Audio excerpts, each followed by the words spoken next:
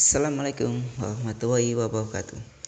Anak-anakku kelas 5, santriwan santriwati PPT Kids Surabaya. Pada kesempatan kali ini Ustadz akan mereview ulang materi tema 1 subtema yang pertama. Perhatikan. Jadi materi 1 subtema 1 pada pembelajaran ini yaitu tentang organ gerak pada hewan, di mana organ gerak pada hewan itu dibagi menjadi dua. Yang pertama otot sebagai alat gerak aktif, dan yang kedua adalah tulang sebagai alat gerak pasif. Otot memiliki fungsi yaitu menggerakkan tulang untuk bergerak, itu alat fungsi dari otot.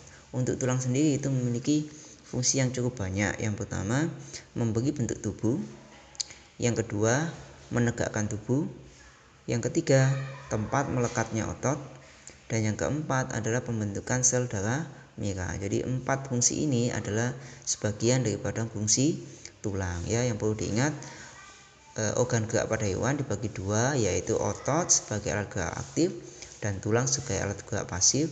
Otot fungsinya menggerakkan tulang untuk bergerak.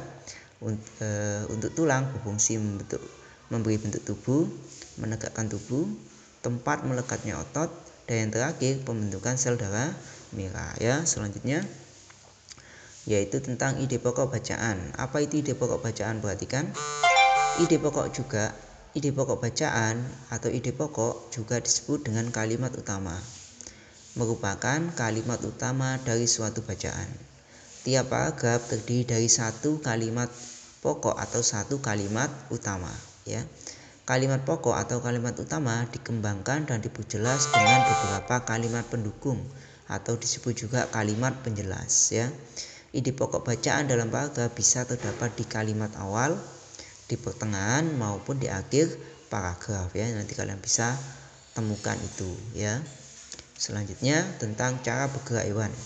Cara bergerak hewan ini diantaranya ada 5. Yang pertama berlari, contohnya kuda, kambing, dan kancil ya.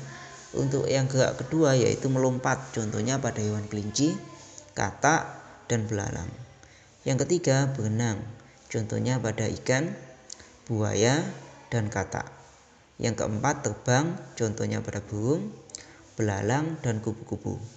Dan yang kelima merayap, contohnya pada ular, komodo, dan cicak ya. Jadi itu adalah alat gerak, cara bergerak dari hewan.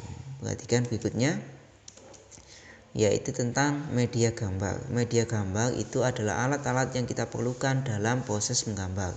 Yang pertama ada kertas gambar, yang kedua alat warna ya.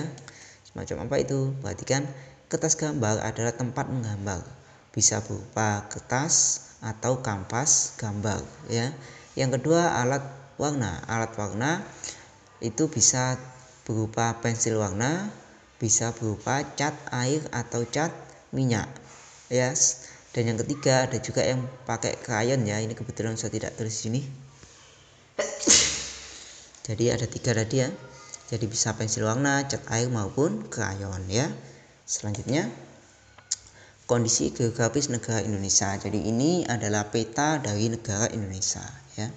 Jadi negara Indonesia itu kondisi geografisnya bisa jadi berupa pegunungan, dataran rendah, dataran tinggi, ada yang berupa lautan ya, ada berupa hutan di sini Kalimantan ya, ada berupa dataran rendah di Pulau Jawa ya, dan seterusnya ya. Dari sini kita juga lihat bahwa Indonesia juga berseberangan atau berbatasan dengan negara Singapura, Malaysia, Filipina ya. Ada Brunei Darussalam di sini, dan semuanya itu di sini juga ada negara kecil Timur Leste ya. Nah, di sini berarti yang perlu kita pahami bahwa wilayah Indonesia terdiri dari 2. Yang pertama berupa perairan, yang kedua berupa daratan ya. Di daratan ada namanya dataran tinggi, dataran rendah, ada juga namanya bukit ya, ada jurang dan lain-lain ya. Jadi itu adalah kondisi geografis di Indonesia ya. Di mana Indonesia di kondisi geografisnya ini mengalami 2 buah musim, yaitu musim hujan dan musim kemarau ya. Selanjutnya tentang penerapan sila Pancasila.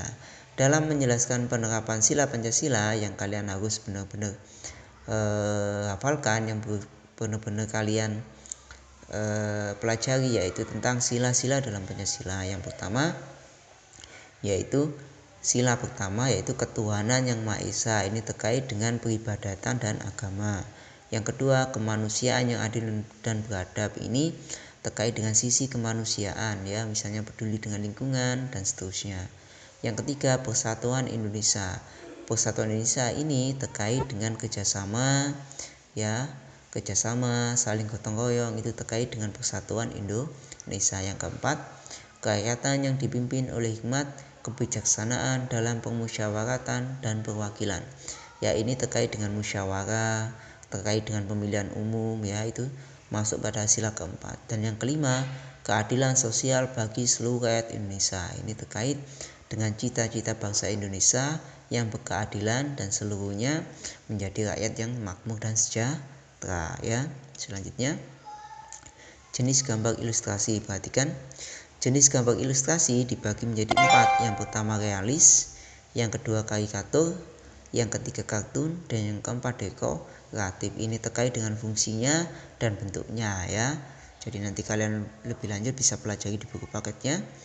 Selanjutnya, nah ini ada pembacaan yang terakhir.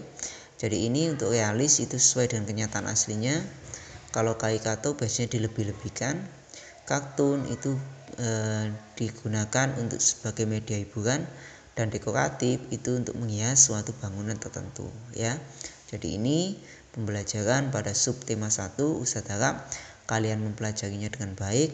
Jika ada tugas atau latihan yang belum dikerjakan pada subtema 1, kalian bisa selesaikan ya. Kalian bisa selesaikan dengan bantuan orang tua atau dengan ustadz-ustadzah kalian.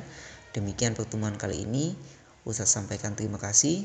Tetap semangat belajarnya, tetap semangat mengerjakannya. Ustadz akhiri. Wassalamualaikum warahmatullahi wabarakatuh.